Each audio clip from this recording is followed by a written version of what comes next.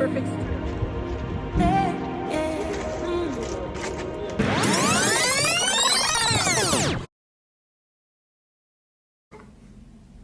This part of my story is a really relevant part of my journey, as hard as it is. That my 12-year relationship has ended and I was married for 3 years and we are getting separated. Hello my lovely and welcome back to my channel. If you're new here, welcome. My name is Seppi and I share with you simple and practical tips to live a happier and more meaningful life. And although today's topic is not happy per se, there is a happy ending. Now, it has taken me a little while to decide whether or not to film this video. However, I know that when I was going through my divorce, I felt really lonely, and it would have really helped to hear other people's stories, to hear how they went through it and how they got through it on the other side.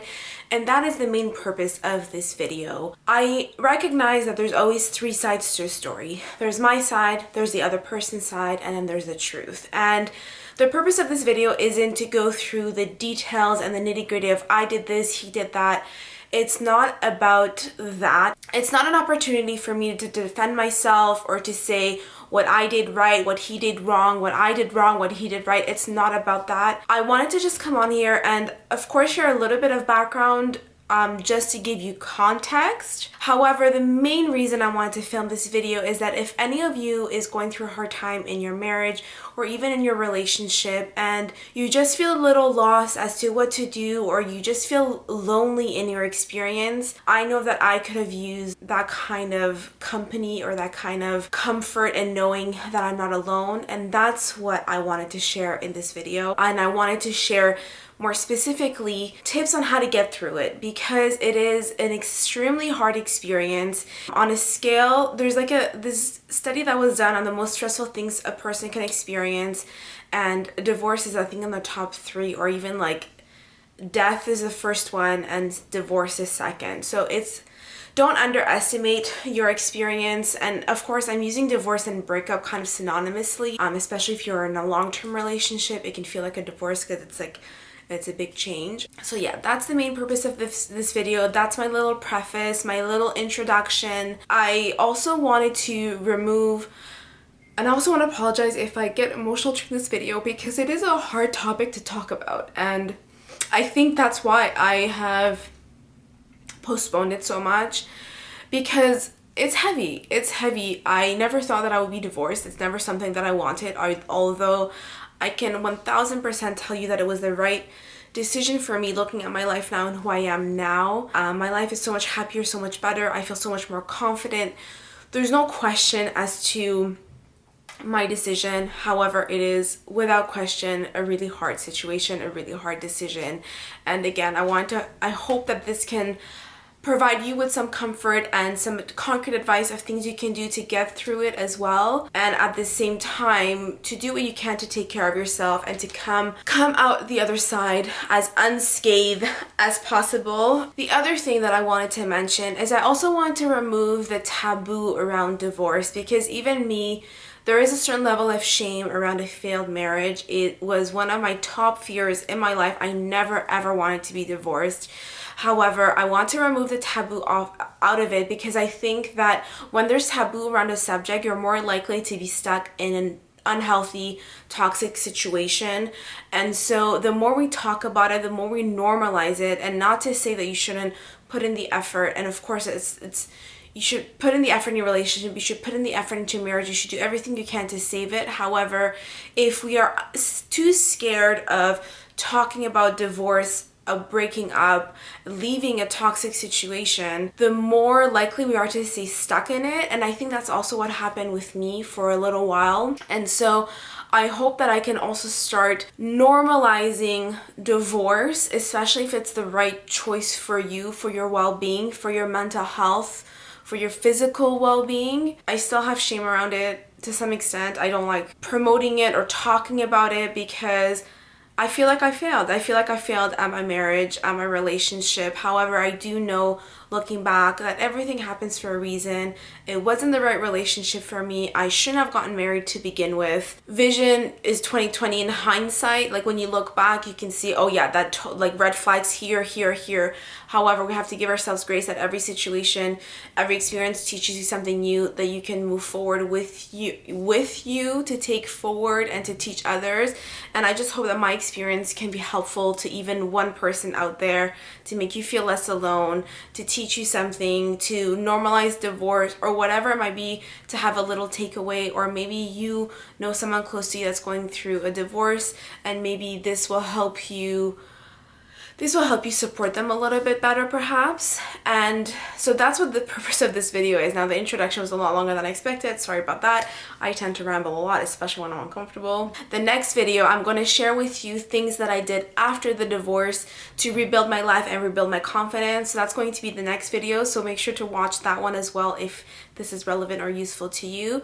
But without further ado, I will stop talking and let's just get into, give you a little bit of background, a little bit of context, not too much, but just so you can kind of orient yourself into what was my story and my circumstances. So I started dating my ex when I was 19 years old, and we were together a total of 12 years. We only got engaged after 8 years because there was a lot of circumstances going on with my side of the family. But after 8 years, we got engaged, got married, and we were only married for 3 years before we got a divorce. Things were okay for year 1. Year 2, things started to go downhill. Year 3 was where, well, all hell broke loose. So that was in 2019. It has been 4 years since then and 3 years since I got divorced. So that is a bit of the context. Now, what went wrong? Now, again, I don't want to go into too much detail, but perhaps this might give you insight into some things that you might need to consider working on in your relationship or in your marriage.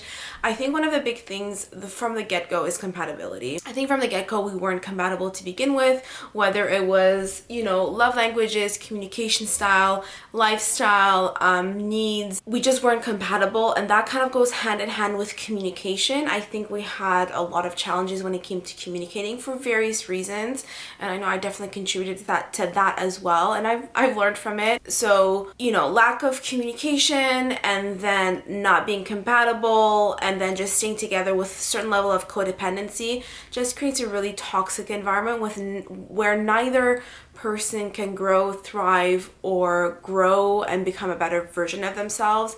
And I think that was to our detriment to both of us, to be honest with you. So those were a few of the things that weren't going great. Now, what led up to the decision to get a divorce? The last year, and I'm trying to keep it as general as possible, like I said, because I don't want it to be a she said, he said situation.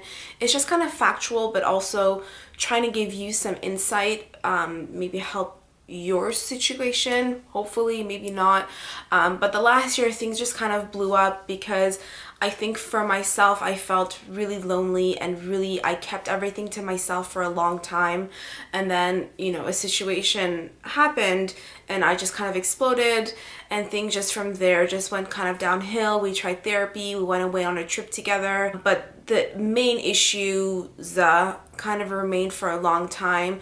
And, eventually I also checked out of the marriage, and that eventually just led to us deciding to end the marriage. And I'm going to leave it at that to keep it as general as possible. But I think it goes back to the same thing I was mentioning before. Communication, compatibility, shared lifestyle, and shared values. That's a big thing. You have to make sure that you have a shared vision for your life and your future. And if you don't, then you end up living separate lives. And that's just, for me, understanding the purpose of marriage and the purpose, like why are you in a relationship to begin with, and in a long-term relationship, it's really important to ask yourself these questions before getting into a relationship, before getting married, to understand what is the purpose. Why do I want this? Is it because I don't want to be alone? Is it because this person adds to my life? Is it because this person brings me joy and, we have a shared vision for our life? I think it's really important to ask yourself these questions, which unfortunately is not something that we did, at least not actively or consciously. But I'm going to leave the background and the context to that, and I'm going to move on to give you some advice on how to get through it if you're in a hard situation. If you're in the midst of a divorce or a breakup or whatever else, here are some things that you can do to get through it as best as you can. So the first advice that I have is to talk about it. Now, I'm not the type of person. I talked about it for a long time, for a few months. I think from like March to July, I kept it all in. I didn't tell anyone about what was going on, and I was just going through it alone, hoping I can keep it together, fix things, but it just obviously didn't work. But what I would advise you is to talk about it. Pick a few people that you really trust, that you trust their advice, that have a shared vision of life and have similar values as you, that would give you advice or give you feedback that would be similar to what you would want to receive or you would give to someone else. And people that you of course trust, but I would recommend talking about it, because even though you might not have a solution, getting it off your chest when there's so many intense emotions and so much unknown and uncertainty going on, it's really helpful to just talk about it. There's a reason why therapy is important, because just having that kind of release to be able to talk about what you're feeling, what you're experiencing, what your thoughts are, kind of, it's like a pressure cooker. It helps alleviate a little bit of the pressure. And that was something my dad really encouraged me to do throughout the whole experience. And I'm so grateful to him because, he was so patient with me. Just like, I don't want to get emotional, but my dad was really pivotal in helping me. But I told you I was going to get emotional. It's just the memories come up and it's normal. I understand it's normal, but I apologize. So yeah, my dad was pivotal in that, and just always reminding me to, just talk about it. You'll feel better. And even though initially you might feel resistance because you just don't want to talk about it, sometimes it might just feel as though if I don't talk about it, it's not real, or if I talk about it, it's going to feel even more intense. And yes, to some extent, it can be hard talking it through, and it's like sometimes you're just word vomiting, but it does help. If you can, talk about it. If you can't, get a therapist through the experience, but talk about it with a few people that you trust, to just offload and get it off your chest. Even if there's no solution, just being able to release whatever is going through your mind is really important. The next tip that I have is to make sure to prioritize physical self-care. With everything that you're going to go through, the emotions, the psychological, the mental, everything that you're going to be going through is physically taxing. It is physically exhausting, and your sleep might have some issues. You might not have an appetite. You might feel lethargic.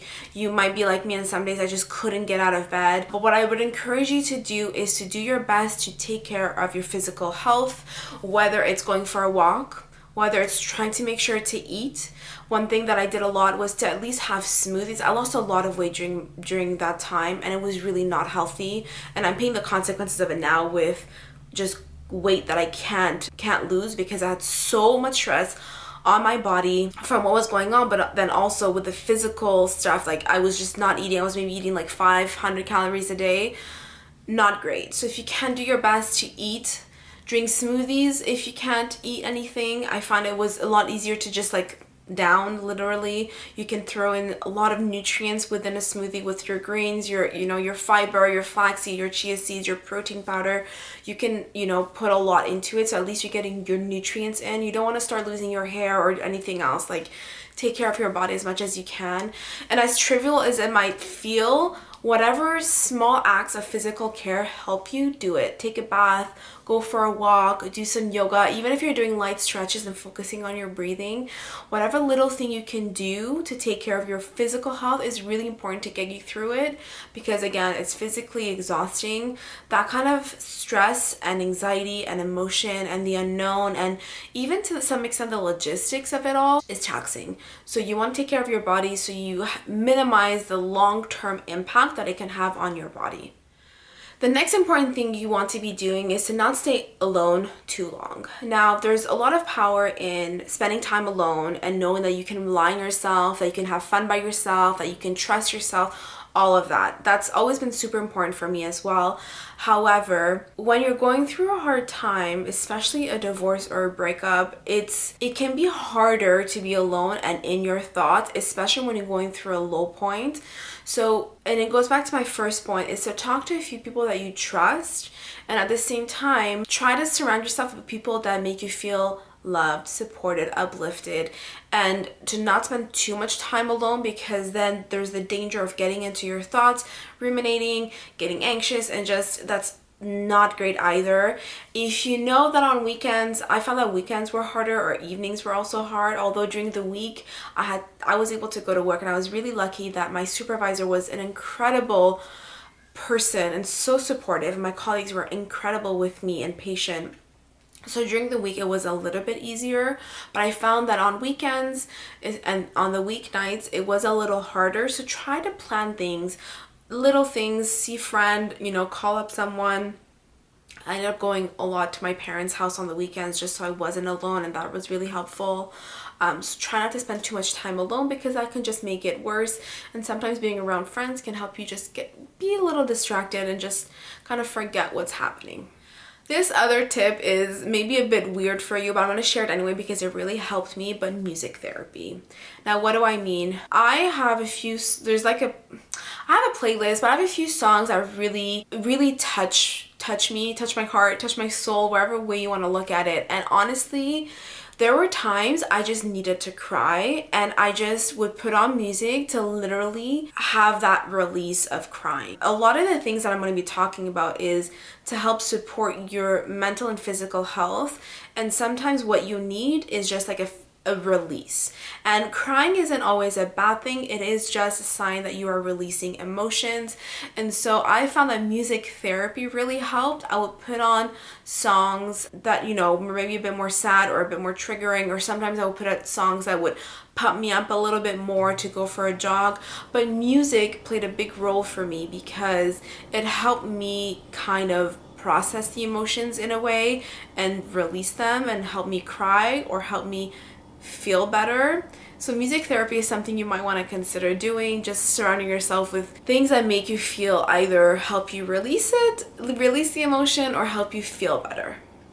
Along the same lines as music therapy, as talking to someone, I use journaling a lot. I've used journaling as a tool for years now, but specifically when I was going through my divorce, I would journal out when I would start getting overwhelmed, when a lot of thoughts would come up, when I needed to work through fears or limiting beliefs. One of the big things for me that I stayed longer at the end of the marriage than I should have was fear of the unknown, fear of what's next, fear of what I'm going to do, fear of what my life is going to look like, because you are mourning a future that you thought you would have with someone. And so having the ability to write down my fears, what am I scared of? I was scared of being alone. I was scared of living alone because I never lived alone. I've always had roommates, or when I got married, I lived with my ex.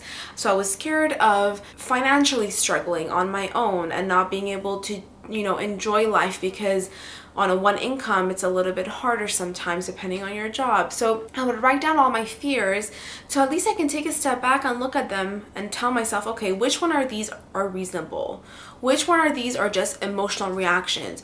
Which one of these fears can I actually address, and what are solutions to them? What mindset shift can I have to make this fear less overwhelming, less scary? And when I started working through those things, it gave me a bit more courage. It gave me a bit more hope. It gave me a bit more excitement for a different future that I didn't anticipate, but that might be better than I thought, and that might be better than the future that I had initially created with by getting married. So journaling was a really good tool that really helped me a lot to work through my overwhelm, my thoughts, my emotions, especially when I was alone, and I didn't want to rely too much on everyone else. So it helped me work through some of my own thoughts and emotions, and I am planning on creating a workbook specifically for divorce, so journal prompts and like a workbook to help support you through your circumstance. It hasn't been created yet, but I'm going to be creating it soon, and it's going to be on my Etsy shop when it is ready. And when it is ready, check the description box, because I will leave the link there if you want to access this workbook. The next thing that's really important to do is distractions in moderation. As you're going through divorce and a breakup, it's really, really, really intense. It's almost hard to explain unless you've been through it or you are going through it, but it's just a lot of emotion. It's mourning, it's anger, it's sadness, it's frustration. It's just like a mix of emotions. And although processing your emotions and what you're going through by talking, by having a therapist, by journaling, by releasing your emotions, it is also important to have a balance and to distract yourself and to try and enjoy little things or enjoy life as much as you can. So whether you see friends, whether you go out, whether you listen to podcasts, or you do activities, or you, whatever it might be, or you want to binge watch Netflix, do it consciously, but at the same time, allow yourself more space to just rest and to distract yourself, to shut off your brain, because it is exhausting and you do need to give your mind a break, because it is a lot to experience, it's a lot to feel, and it's a lot to think about, and even logistically it's a lot to plan if you're moving or whatever else. So give yourself a little bit of space to distract yourself, to shut off your brain, and to just try and ignore whatever's happening, and to also do it in moderation, because of course you want to still be proactive with processing your trauma, your emotions, and everything else. However, sometimes shutting things off, shutting your brain off, is also okay. This is another friendly reminder. If you're going through a hard time, there's all these practical tips that I'm sharing with you. However, you also have to remember that time heals. And this I kept hearing, and it annoyed the shit out of me hearing that, because when you're in it, you just want the pain and the emotions and everything else to just be over and to be okay. And I understand that. However, you just have to get through it. You have to go through it. And what helped me is to remind myself day by day, little by little. Again, that's something my dad kept on telling me, little by little, little by little, step by step, day by day. Try to tell yourself, if you're gonna have good days, you're gonna have bad days, you're gonna have good moments, you're gonna have bad moments. And that's true for life. However, of course, I think when you're going through divorce, it's a lot more intense, especially the low moments are a lot more intense. So what I would encourage you is to constantly remind yourself, take it moment by moment, day by day, to be very patient with yourself, to give yourself time and space as much as you need to meet your needs. If you need one day to go out, do it. If you want to go shopping, do it. Just whatever it is that you need, do it. If you need a break from chores, do the bare minimum, and even then, don't worry about the dishes. They won't, no one's gonna die. Like, give yourself a break, give yourself time and space to just try and be okay. And more specifically, on days where you're really struggling, I know there were days where I could not get myself out of bed. Even the idea of going to the washroom felt daunting. I just wanted to keep sleeping and ignore what I was feeling. I just couldn't do it. And I understand some of you might have obligations as well. Maybe you have kids in the mix, maybe you're taking care of your parent, whatever it might be. I understand that's not always possible, and even for myself, I try to, as much as possible, try to get myself out of it and not wallow too much, even though depending on the day that didn't really work. But in those days where you're having a hard time, ask yourself, what's the next step? Instead of thinking about the whole day or the whole week ahead, just focus on the next step. Okay, the first thing I want to do, I'm not even exaggerating, as basic and simple as possible, as minute as you can. Okay, the first thing I'm going to do is to pull away the covers. Great. What's the next step? I'm gonna sit up in bed. Great. Did that. Check. Next, put my feet on the floor. Wonderful. Got that done. Next, walk to the washroom. Perfect. Did that. Next, wash my face. Great. I'm telling you, little steps. Little steps. Instead of thinking about, I need to go to the washroom and get ready. No, just like little step, little by little. I know it sounds ridiculous, but on days where you're having a hard time, even that seems daunting. So just be patient with yourself and literally take it step by step. So that's one aspect of it. Now the other aspect, it does get overwhelming because of the logistics of a divorce, moving, figuring everything out. Try to not overthink it too much and to keep it as simple as possible. If your moving situation, your living situation is unclear, just try to tackle one area at a time. Don't think about, oh my God, the move means I have to pack, I have to do this. No, just take it step by step. If you need to pack, start packing little by little. Try to get rid of stuff. Just like try to try to compartmentalize the tasks involved, the physical tasks involved, in figuring out the divorce, and just take it day by day, little by little. Another tip that I have to help you get through a divorce is to create a new and inspiring vision for your future. As I mentioned before, when you get married with no one gets married with the idea that they're going to get divorced. Let's just be honest, right? Now, when you get married, that means you get married with hopes, with dreams, with an idea of your future, with what the next 5, 10, 20 years of your life are going to look like. Divorce often is like rough. It's like, that wax strip comes off and it burns and it hurts and you just don't really know what just happened. And one of the things that I struggled with was being scared of the future. That's what also kept me in a toxic environment for longer than I needed to stay in. And so what helped me was creating a more inspiring future for myself. And that might look different for you, whatever it might mean, but for me it was knowing that I was going to live where I was going to live, start dreaming about my own home, what that was going to look like. I was at an age where I really wanted to live on my own and not have to move back to my parents' house, which would have been okay, but I was just dreaming big in a sense of what would be my ideal. And for me, having my own place was what I wanted to also give myself stability. So I started, looking at condos and what areas I would want to live in, and having a Pinterest board that I named Dream Home. And I, started pinning ideas for like living room and living room decor and my bedroom, and just like ideas for my home to get me excited, because that's something I love, home decor. So that's something that made me feel excited. I started writing down a vision for my life. So what does that mean? That's kind of with the manifestation journaling side of things, but I started journaling a lot more about the positive aspects of my life that I was looking forward to, and how I wanted to feel and who I wanted to be, and the exciting things that I wanted to do for myself. And that helped me build a clearer vision for my life, even though I was still unsure where I was going to end up and where I was going to live and whether financially I was going to okay. Kind of switching that and just focusing on what I wanted to create instead of worrying about the things that I was scared of really helped me change my focus into what I wanted to create instead of sitting in the fear.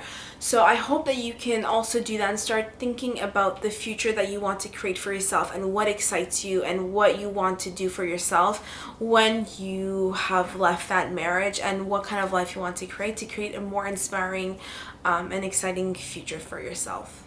The next tip that I have for you if you're going through a divorce is to let go of timelines and outcomes. So of course the outcome, we kind of know what it is.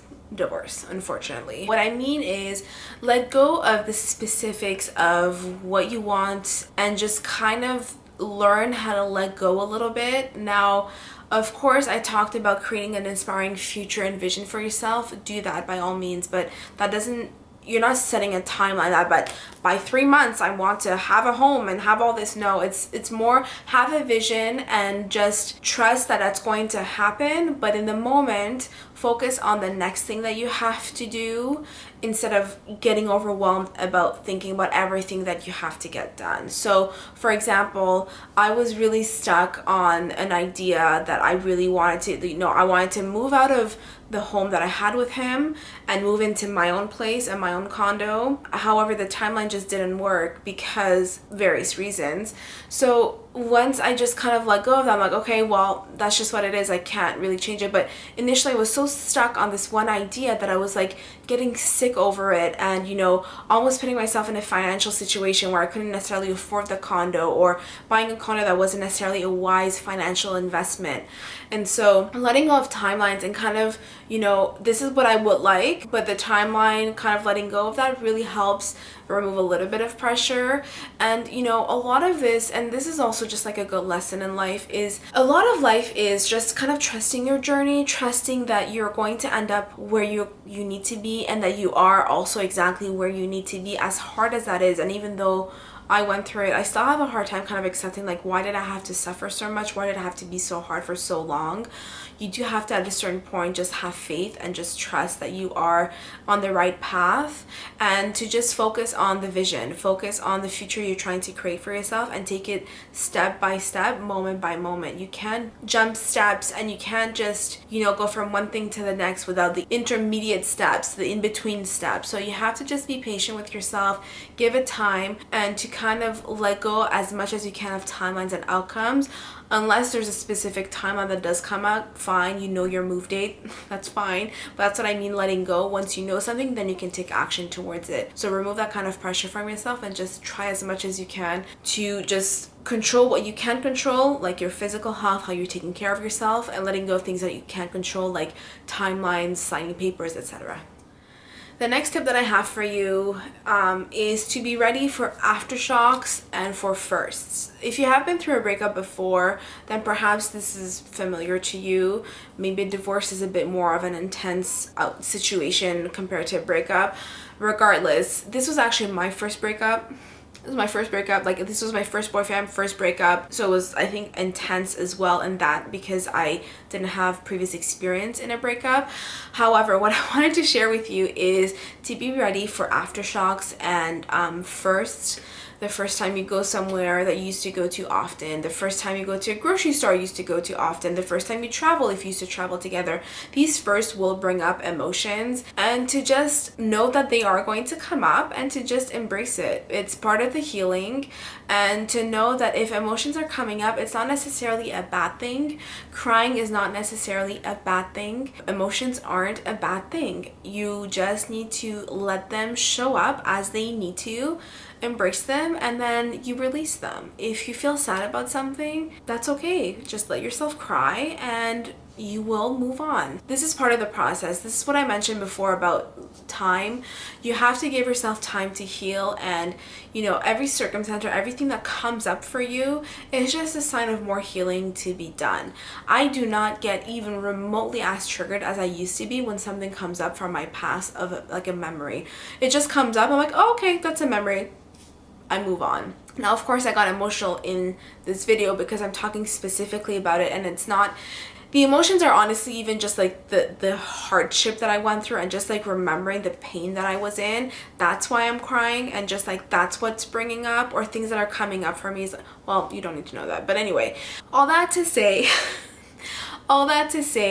that you just have to be prepared that, you're not going to magically feel better when you move out. You're not going to magically feel better when you sign the papers. There's going to be aftershocks for a little while, and to give yourself time and to be patient with yourself. And as they're coming up, make sure you're giving yourself space to sit with yourself, to allow the emotions to come up, because when they come up, you experience them, then you can move on and let them go. This is a good practice for your mental and emotional health.